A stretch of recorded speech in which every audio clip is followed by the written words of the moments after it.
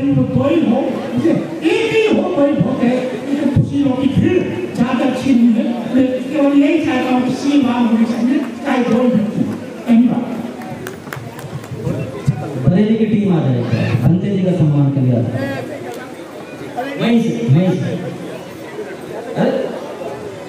नहीं ऊपर आ जाओ, आज करवा दो सम्मान।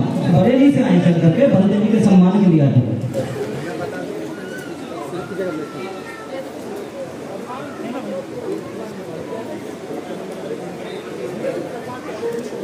और हमारे बीच में भिक्कुणी है धमदिनिया जी, एक ही भिक्कुणी है धमदिनिया जी, प्लीज आ जाइए, क्योंकि यहाँ पे खुद उपासिकाएं हैं और वो आपकी जो वाणी से जो देशना निकलेगी उसको ज्यादा समझेगी। एक बार आ जाए धमदिनिया जी, हाँ वहीं से ले ले चाहे धमदिनिया।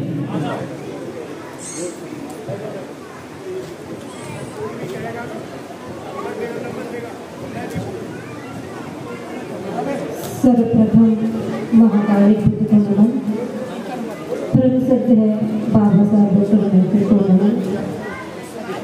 मंच पर विराजमान परम पूज्य भिक्षु संघ को सादर वंदना। और आज बहुत ही पूजनीय, मैं तो यही कहूँगी कि मेरे पिता तुल्य ही है प्रज्ञालक्ष्मी महाथेरो भिक्षु जी। आज उनकी 50वीं वर्षगांठ है। भिक्षु जीवन की उनके लिए भी अनंत मंगल कामनाएं, उनका आशीर्वाद हम बच्चों पे हमेशा बना रहे, हम यही तथागत बुद्ध से कामना करते हैं। आप सभी श्रद्धावान उपासक उपासिका आज उनके बुलाने पर यहाँ पर आए। आप सभी के लिए भी बहुत बहुत साधुवाद कि आपको यहाँ आने का अवसर मिला। ज्यादा समय नहीं है क्योंकि और भी भिक्षुगण बोलेंगे, उपासक उपासिका अपने भाव व्यक्त करेंगे। आज बहुत सुंदर अवसर है। हमें जो भी भिक्षु संघ है, विशेष तौर पे महाथेरो भिक्षु प्रज्ञालक्ष्मी जी के जीवन से प्रेरणा लेनी चाहिए, क्योंकि चाहे भिक्षु हो या भिक्षुनी हो, अगर उनका लंबा जीवन काल है, उनका लंबा अनुभव है, तो हमें उनके अनुभवों से सीखना चाहिए और अपने जीवन में उनकी एक एक बात को ध्यान में रखकर अपने जीवन में अनुसरण करना चाहिए। अगर हम हमारे समाज की बात करते हैं, हमारे समाज में सुनते तो सभी हैं। 3 तरह की बातें होती है। एक होता है किसी भी बात को सुनना, दूसरा होता है किसी बात को सुनकर उसको समझना, और तीसरा है उस बात को सुनकर समझकर उसको अपने जीवन में उतारना। तो ज्यादा ना कहते हुए यहाँ पे जो भी उपासक उपासिका है, परम श्रद्धेय भक्ति जी से आपने जो भी सुना है, सीखा है, समझा है, अगर आप उनका थोड़ा सा भी अपने जीवन में उतारेंगे, लेश मात्र भी अपने जीवन में उतार लेंगे, तो आपके जीवन का कल्याण हो जाएगा। और विशेष तौर पे मैं महिलाओं से कहना चाहूंगी कि उपासक तो बहुत सारी चीजें अपने जीवन में बदल लेते हैं, लेकिन उपासिकाएं हमारे समाज में ज्यादातर, चाहे वो कितने भी धर्म देशनाएं सुन ले, चाहे कितने भी कार्यक्रम अटेंड कर ले, लेकिन उनकी जो रूढ़िवादी परंपराएं हैं, जो समाज ने बनाई है, जो समाज के द्वारा निर्मित है, वो उन रूढ़िवादी परंपराओं से बाहर नहीं आ पाती है। वो देख नहीं पाती है कि हम कितने महान भिक्षु की शिष्या हैं, उनके देशनाएं सुनती हैं, वो नहीं समझ पाती हैं। अगर हम बुद्ध की बात करें, महाकाल बुद्ध के समय में ऐसी कितनी महाउपासिकाएं थी जिन्होंने अपने जीवन को बदला। आज जब भी महाकाल बुद्ध का नाम आता है तो उनका भी नाम आता है। आप सुजाता का नाम लेते हैं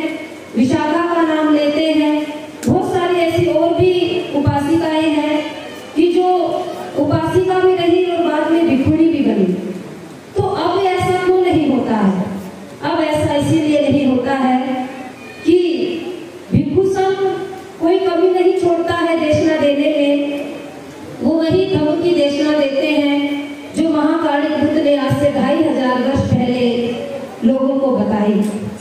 लेकिन जो उपासिकाएं हैं वो भिक्षुणी बनना तो बहुत दूर की बात है। वो तो अपना ये जो समाज ने, दूसरे समाज ने जो उनके ऊपर दिया हुआ है, लादा हुआ है, अभी तक तो उससे भी बाहर नहीं आती है। क्यों? क्योंकि मन में डर रहता है, मन में भय बना हुआ है कि अगर हम इस चीज को छोड़ देंगे तो समाज के लोग क्या कहेंगे? कौन कैसे समझेगा कि ये किसी की पत्नी है? कैसे मानेगा कि किसी की घरवाली है? क्या किसी की पत्नी बन के जीना ज्यादा अच्छा है या एक इंसान बन के जीना ज्यादा अच्छा है? देखिए, जीवन साथी दोनों होते हैं। आपको जो भी भिक्षु संघ बताता है, अगर हम उसका पालन नहीं करते तो इसका मतलब हम उनका सम्मान नहीं करते हैं। हम जिनका सम्मान करते हैं, जिनका आदर करते हैं, उनकी हम हर बात को मानते हैं। तो इसीलिए हमें हर एक वो बात माननी चाहिए जो हम पे लागू होती है। और उपासिकाओं से बस यही कहना है कि हमें डर से और भय से मुक्ति पानी है तो हमें महाकाली बुद्ध के समय में जाना होगा और उन वीरांगनाओं को पढ़ना होगा, उनके बारे में जानना होगा कि जो अपनी सुंदरता को नहीं देखती थी, जो अपने शरीर के आभूषणों को नहीं देखती थी, वो सिर्फ और सिर्फ बुद्ध के ज्ञान को देखती थी। और चीन और जापान की तो अगर हम बात करें, विदेशों की अगर हम बात करें, जापान में तो आज भी अगर महिलाएं बैठी हैं और उन्होंने आभूषण पहने हुए हैं और उनसे कहा जाए कि बुद्ध की सोने की मूर्ति बनानी है तो वो अपने आभूषण निकाल निकाल के दे देती है। उनमें कोई भी आसक्ति नहीं रहती। और मैं तो यहाँ देखती हूँ, सोने चांदी के तो बहुत दूर की बात है, महिलाओं को अपने जो आर्टिफिशियल, जिसे आर्टिफिशियल बोला जाता है, जो 100 या 500 रुपए के आते हैं, उन्हें भी अपने गले से, अपने कान से ऐसे चिपका के रखती हैं, उन्हें छोड़ना नहीं चाहती है। इसीलिए आप यहाँ पे उपासिकाएं हैं, आप लोग भी पुरुषों की तरह, चाहे आप कैसी भी ड्रेस पहने, कैसे भी आप यूनिफॉर्म पहने, लेकिन आप भी निडर होकर के बैठे। जब भी हम भिक्षु संघ के समक्ष बैठते हैं, बुद्ध के समक्ष बैठते हैं, सिर पे कोई कपड़ा नहीं होता है। लेकिन देखो, पुरुषों के सिर पे कोई कपड़ा नहीं है, लेकिन महिलाओं के सिर पे बहुत ज्यादा महिलाएं ऐसी हैं जिनके सिर पे ये इज्जत की चादर डली हुई है। इसे इज्जत की चादर बताया गया है कि अगर महिलाएं सिर पे पल्लू रखेंगी तो वो इज्जत करती है दूसरों की। आपके सामने विशाल भिक्षु संघ बैठा है, अगर आप उनकी इज्जत करते हैं, रिस्पेक्ट करते हैं, उनको मानते हैं, तो उनका नियम तो ये है कि सिर पे कपड़ा नहीं होना चाहिए। क्यों? क्योंकि महिला पुरुष एक समान है। बौद्ध धर्म की क्या पहचान? जोर से लगाओ, माइक वाले माइक ले लो। बौद्ध धर्म की क्या पहचान? तो बस हमें मानव मानव एक समान करना है।